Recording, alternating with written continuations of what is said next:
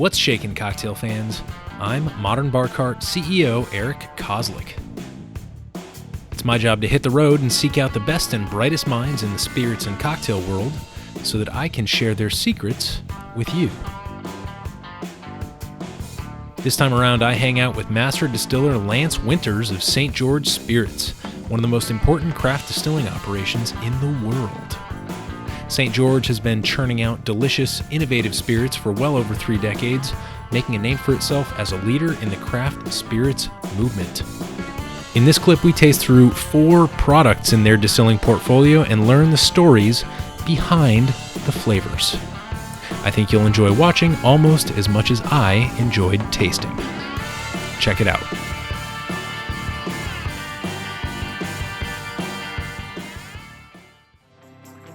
All right, and we're back. Lance, what would you like to start us off here as we explore some of the portfolio items that your distillery creates? Not to harp on the Gump comment, but I'm a simple man, so I like to go in a little bit of a chronological order. Okay. I feel like starting with the Pear Brandy is always such a great way because it says so much about St. George Spirits, about how we started, about Jorg's philosophy. And one of the things that I didn't mention about him is the fact that he is an incredible stickler for quality. When I first showed up at the distillery, there were literally tanks of things that would never see the light of day because he distilled them, he didn't think they were good enough for release. You release something that's not good enough, that name right there drops down. It's so European. It is, and it is one of the things that has stuck with us. We make a lot of things, and we try out a lot of things, and they're things that other people would probably proudly put their labels on and put out. We can't do that. Yeah, so. And it does go back to what you were saying about Americans having short attention spans. It's not just short attention spans. It's also the privilege of space, I think, where it's like we have this big country, especially here. I just came from LA. Everyone drives everywhere. Kind of the same in most of California.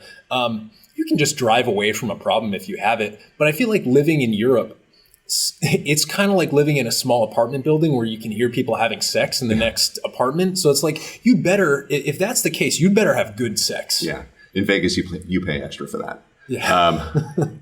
You're totally right. Pears, nothing else. This is all Bartlett pears. These are dry farmed organic Bartletts that come from the western slopes of the Colorado Rockies. We used to get all of our fruit exclusively from California, but more and more the orchards have been torn out to make room for Pinot, which makes more money per acre than the pears would. Fortunately, these farmers in Colorado are still growing, and they've got beautiful organic fruit. Tends to be smaller because it's dry farmed, which gives us more skin. Skin gives a little bit of spice note. I got a lot of that spice note right out of the bottle, and then as it's opened up, it's just like, reminds me of being a kid again when my mom would hand me that plastic bowl that's all scratched up with a pear all chopped up for you. Yeah. And that's the beauty of it. It's transportive. It takes you to your scent memory of what pears are all about. So many stories about this one. I love to drink it. I took my son out to dinner one night at a restaurant in Oakland called Oliveto. Had a really lovely dinner, and I asked for a glass of Pear Eau de Vie at the end of dinner. They brought it. I think at the time my son was probably 6 years old, and he said, "Can I try it?" I said, "No, you can't. You're too young." I said, "You can dip your finger in it." Dipped his finger in it, tasted it. I said, "What do you think?" He said, "It's really good." I said, "Well, what is it? What are you tasting?" And he said, "Peaches." I'm like, "Okay, that's good." And he said, "Wait a minute, it's pears." I'm like, if a 6-year-old, and I know, sorry, there are probably people who are listening to this, you let your 6-year-old try alcohol? I did. And if he can pick out the fruit in this, it's an easy thing. It's a win. It's so funny too, because I think today in the market we tend to privilege complexity, and man, there's something almost stupefying, like not stupefying in the like dumbing sense, but stupefying in the like it makes you stop and just really pause over it in a way that I don't really pause over other types of distillates sometimes.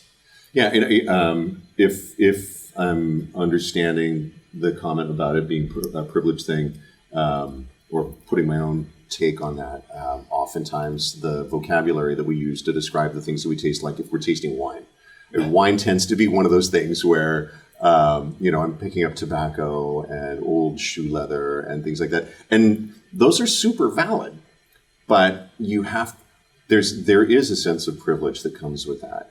And what I want to say to all of your listeners is that the guy who's the head sommelier somewhere, who's picking that glass up and telling you about all those things, his palate is no better than yours. He's learned some words along the way.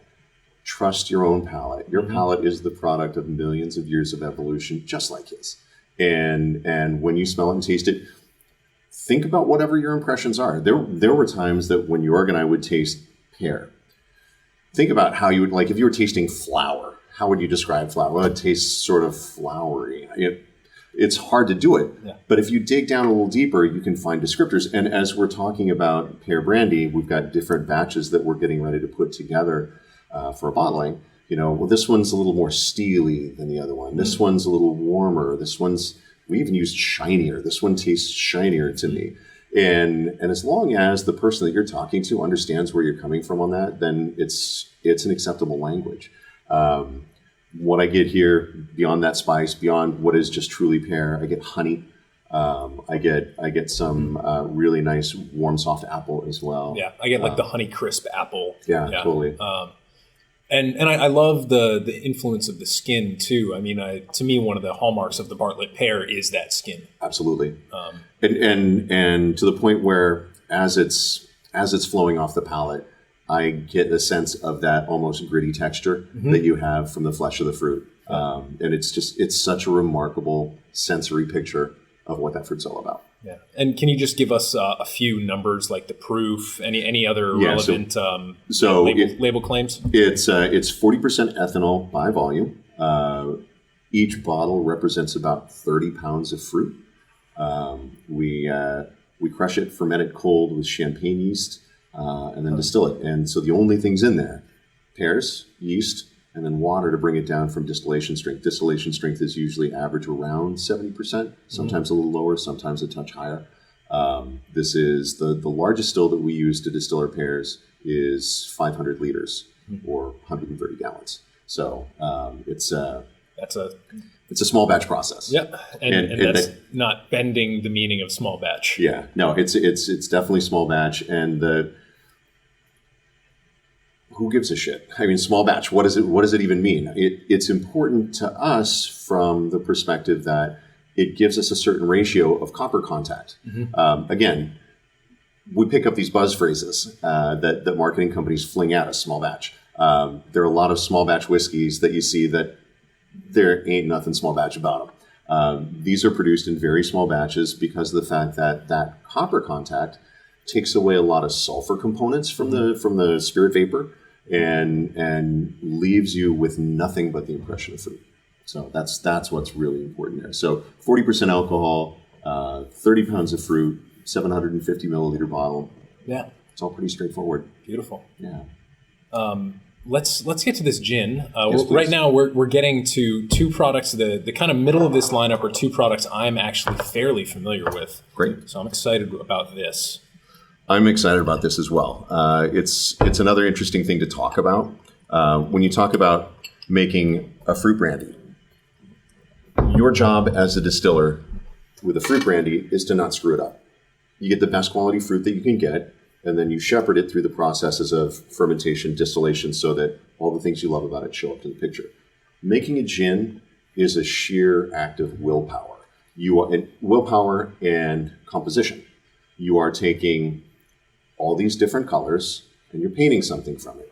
In the instance here, we're painting a landscape. And the whole idea about this landscape was being able to create something that was evocative of Mount Tam.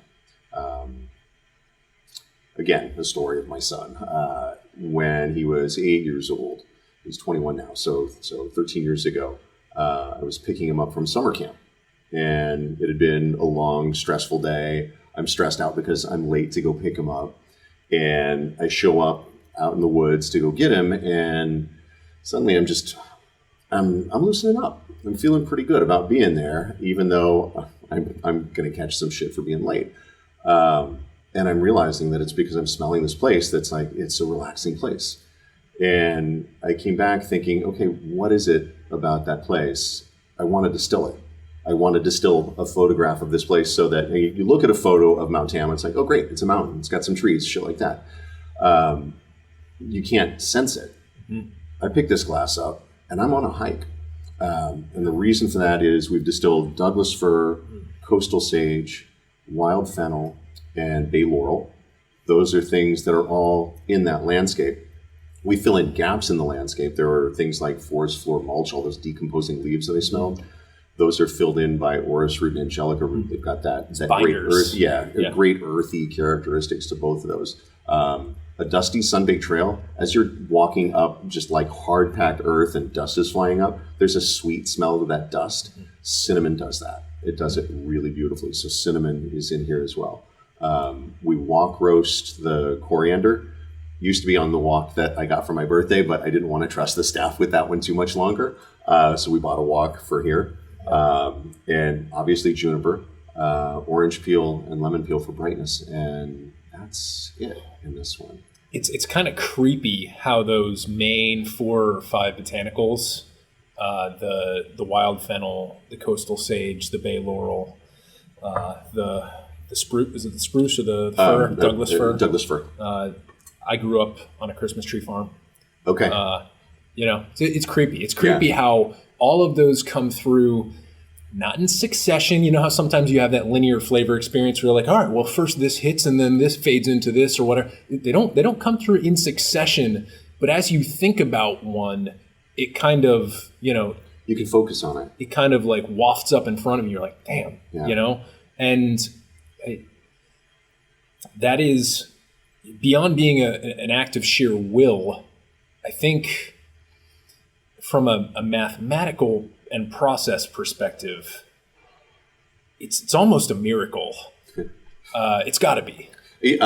Maybe, but there was a lot of trial and error. There was about 6 months of really refining this from just a pure recipe scale, and then another couple months of refining it once we moved it from the lab stills out to the big stills, because it's not a direct scaling up exercise. No. It sadly never works quite that way. No. But it was terrifying because in my head, I knew exactly what this gin had to smell and taste like.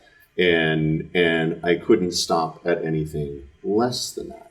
But on the plus side, once we got there, it's still one of my favorite things to drink. And what I love is we'll have people who come into our tasting room who say, oh, no, I don't like gin. I don't want to try any of the gins. And I'll say, please, I'm going to pour this for you. You smell it. If you don't like the way it smells, I'll drink it for you. And if you like the way it smells, then please try it. 9 times out of 10, somebody who swears they hate gin will walk away loving that. Yeah. And we didn't do that by dumbing gin down and saying, no, we're going to pull juniper out of it. It's got the same amount of juniper that our botanivore gin has. But we did it by elevating all the other ingredients, by making it so that it's not a linear thing, mm-hmm. by making it so that you're looking at a whole forest. So juniper isn't the only thing that you're seeing. So, and it makes beautiful cocktails. I love to drink it just in a martini with some oysters. I believe very firmly that the bramble, which was invented in the 80s, Dick Bradshaw, I think, was the bartender that invented it in London.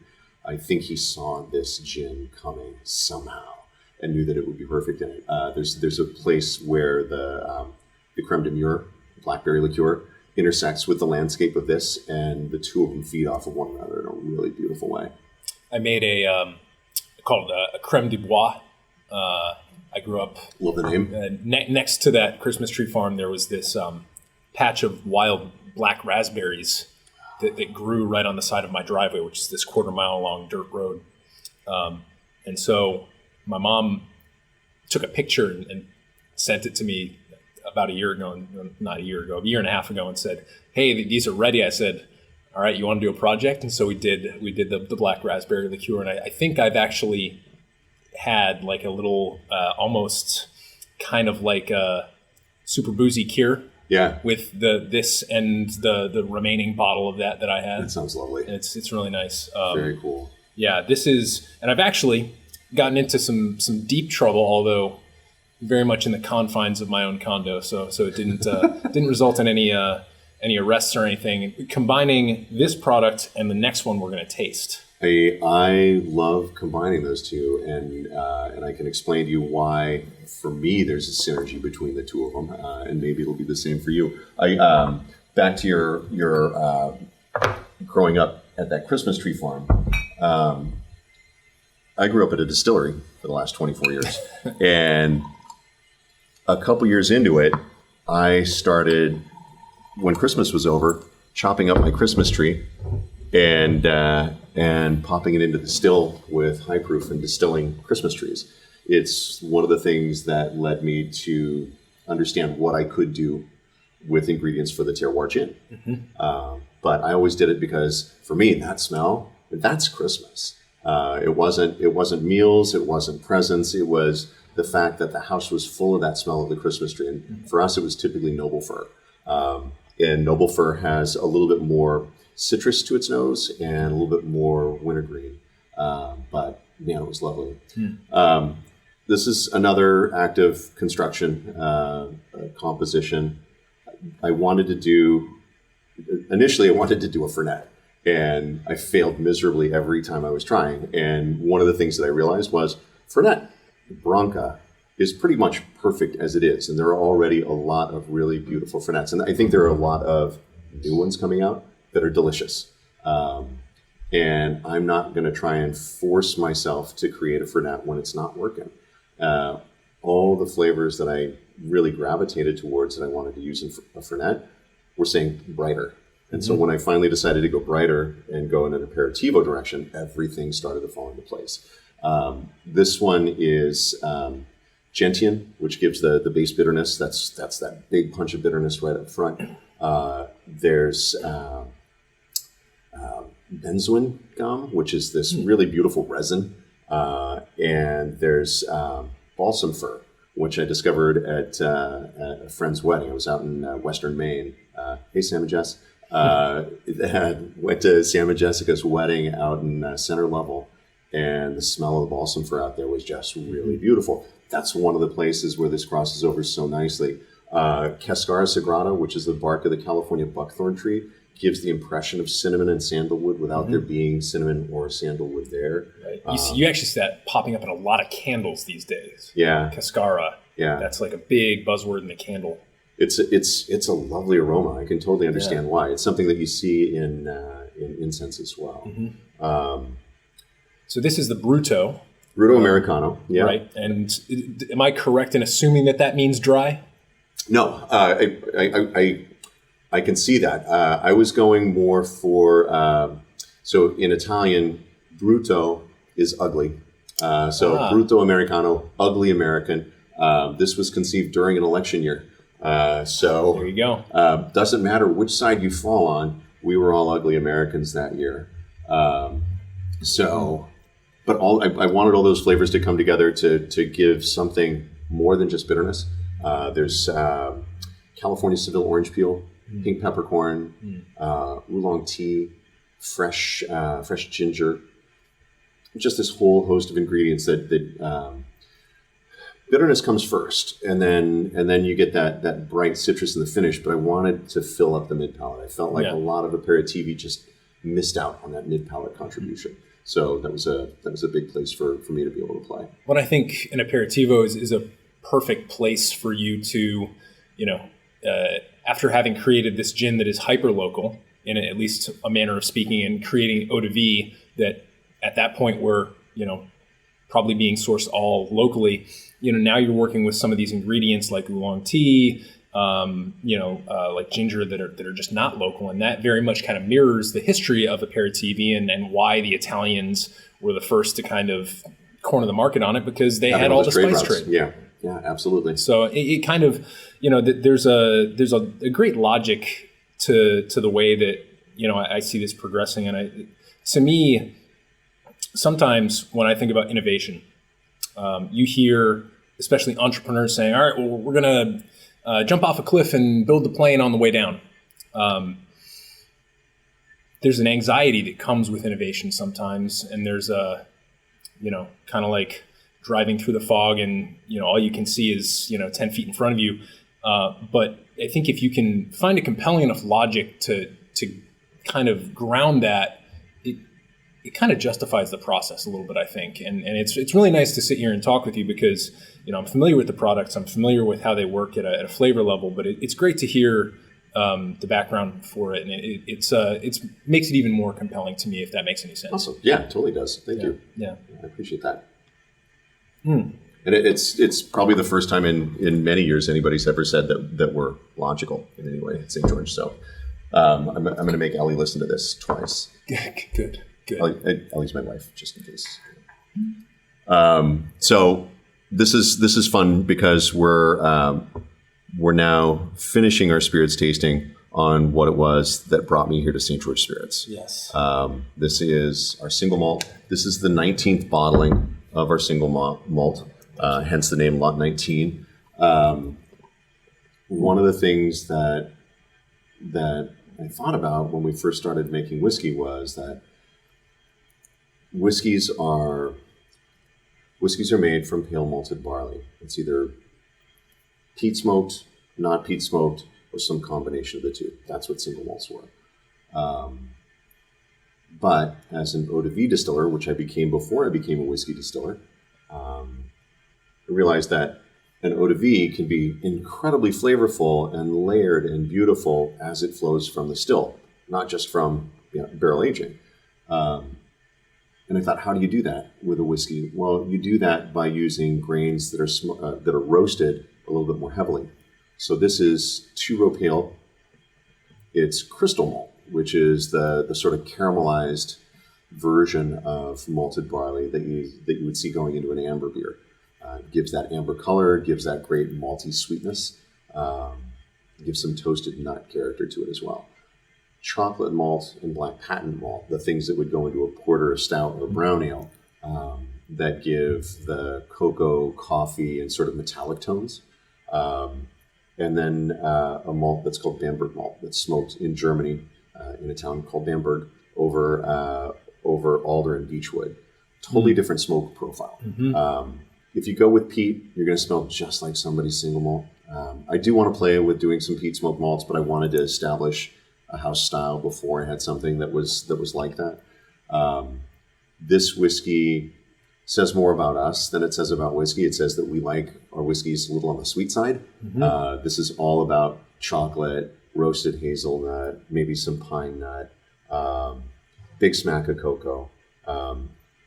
What you've got in the glass here is average age of about 9 years old. The oldest barrel that went into this is 18 years old. The youngest is 5 years old. It's a combination of used bourbon cask, recoopered French oak, some port, some sherry, some apple brandy, and then some California Sauterne style. Yeah. So this is a very, blending intensive product, right? It is, and it's a very, very carefully selected number of barrels that go into it, and I can't take any credit for the selection of barrels. I can take some credit for shaping some of our aging profile, but Dave Smith, who's second in command here, he's head distiller now. He's got an amazing patience and genius for figuring out which barrels should go together. And the Lot 19 of our Lot series, people ask, are you guys striving for consistency in your releases of whiskey? No, we're striving for what can we do that's the absolute best from what we've got in barrel stock right now. And this is absolute best of everything that he's ever done. So can't say enough in favor of Dave's abilities.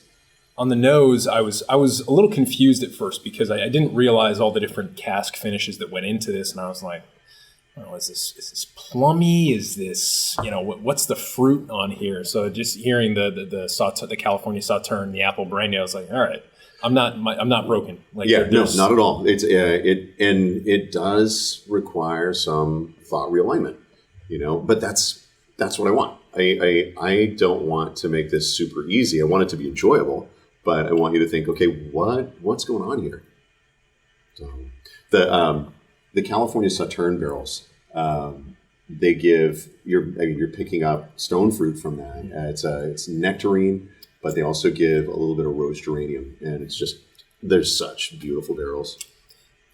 I feel like most people who are familiar with Scotch whiskey as synonymous with single malt would not identify this as a single malt, perhaps.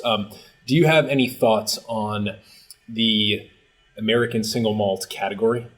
I have a ton of thoughts. It's probably one of the places where I would butt heads with more people than not. There are a lot of people that feel the need to establish regulations for that category. And my question to them is why? What you should really be pushing for is just pure transparency on a label. Mm-hmm. You don't need to have a category. I think that they want to be able to have separate shelf space from other products. And I get that just purely from an economics perspective, a marketing perspective. But if that's driving what you're calling something, you might want to rethink that. Mm-hmm. I believe that there can be a thoughtfully laid out American single malt category. But I think that it's, as a category of things that people are producing, it's still way too far into its infancy for us to be saying this is what it has to be. I mean, I've been making this whiskey for 23 years now, and I think that there still needs to be latitude for experimentation before we lock it into a box and say it has to be this. Mm-hmm. You think about the German beer purity law, the Reinheitsgebot, was written in the 1600s, and it listed all the things that you can put into beer and can't put into beer. It basically said what beer has to be. Nobody had discovered yeast at that point. If you really wanted to follow the letter of the law, you can't add yeast to this stuff. And it's like, no, you need to wait until you understand more about this before you really confine it. I'm probably not putting it as best as I possibly can, but I think that there needs to be a lot more latitude for interpretation, for personal interpretation. Otherwise, it's just a geographic designation for something that's already done in Scotland. Right. And I think there's a big trend in other spirits categories, like rum, for example, with geographic designation.